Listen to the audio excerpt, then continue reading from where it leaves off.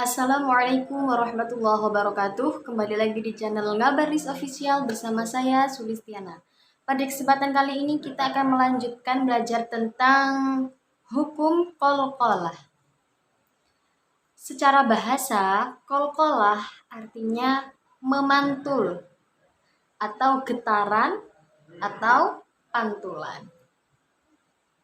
Secara istilah, qalqalah artinya bacaan pada huruf-huruf qalqalah dengan bunyi seakan-akan bunyinya itu dipantulkan atau memantul. Saya ulangi lagi, secara istilah qalqalah ini adalah bacaan pada huruf-huruf qalqalah dengan bunyi yang seakan-akan memantul atau dipantulkan. Pertanyaannya, huruf-huruf qalqalah itu apa saja? Nah, huruf-huruf qalqalah itu ada 5 ya. Huruf-huruf qalqalah itu ada 5 yang terkumpul dalam lafaz Qodbujadi atau kota baru jadi. Qodbujadi. Jadi, huruf-huruf qalqalah itu ada 5 terkumpul dalam lafaz Qodbujadi, yaitu jika diuraikan ada huruf qaf, kemudian to, jim, ba, dan dal. Saya ulangi, qaf, to, ba, jim, dal. Nah, ada 5. Sekarang, qalqalah ini sebenarnya ada satu atau dibagi-bagi sih? Nah, qalqalah itu dibagi menjadi 2 ya, qalqalah sughra dan qalqalah kubra. Qalqalah sughra dan qalqalah kubra. Sekarang yang pertama kita bahas mengenai qalqalah sughra. Qalqalah sughra. Qalqalah sughra artinya qalqalah kecil ya. Qalqalah artinya memantul, sughra artinya kecil. Qalqalah artinya memantul, sughra artinya kecil. Maksudnya adalah apabila ada salah satu huruf qalqalah mati karena harokat sukun dan bukan karena waqaf, maka bacanya dipantulkan sedikit. Cara bacanya itu dipantulkan sedikit. Ya, jadi secara istilah qalqalah sughra ini apabila ada salah satu huruf qalqalah mati karena sukun atau waqaf, maka dibaca memantulnya sedikit. Cara baca qalqalah sughra ini bagaimana? Cara bacanya yang pertama itu memantulkan ketika sukun atau dipantulkan ketika sukun. Yang kedua, pantulannya itu hanya setengah. Pantulannya hanya setengah atau sedikit. Contohnya seperti di lafaz di bawah ini, tadrusuna. Di situ ada huruf qalqalah ya. Huruf qalqalahnya apa? Dal. Nah, huruf dal ini sukun atau mati, maka bacanya itu dipantulkan, bukan tadrusuna, bukan seperti itu, tapi dipantulkan dan memantulkannya itu setengah atau sedikit. Tadrusuna. Bukan bukan, tapi tadrusuna, seperti itu. Kemudian ada contoh lagi, baqliha.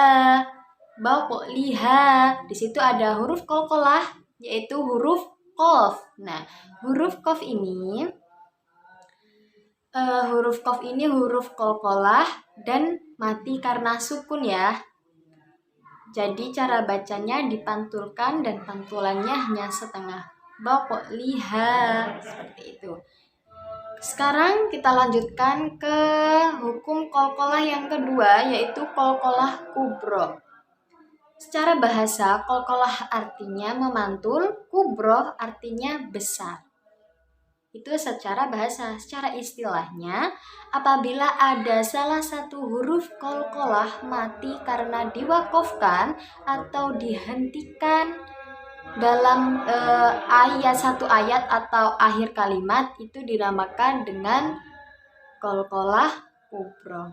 Saya ulangi, apabila ada salah satu huruf qalqalah mati karena diwakofkan atau disukunkan di akhir kalimat atau di akhir ayat, maka dinamakan dengan qalqalah kubro. Untuk cara baca qalqalah kubro ini bagaimana? Cara bacanya yang pertama yaitu dipantulkan juga, dipantulkan ketika sukun. Yang kedua, memantulkannya itu besar, nggak sedikit ya. Kalau tadi kan sedikit, sekarang full. Nah, juga pantul banget gitu. Kemudian yang ketiga, qalqalah kubro ini selalu terjadi di akhir ayat atau di akhir kalimat, bukan di tengah atau bukan di tengah ya. Agar lebih jelasnya, kita masuk ke dalam contoh. Contohnya di bawah ini ada lafaz muhit, muhit, muhit. Nah, itu ada huruf qalqalah. Huruf qalqalahnya apa? Berupa huruf to. Nah, huruf to ini huruf qalqalah yang mati di akhir kalimat ya, di akhir kata.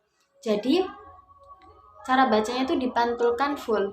Muhit, muhit. Seperti itu. Kemudian ada lafaz juga seperti ini. Tabbat yada abi lahabin wa tabb.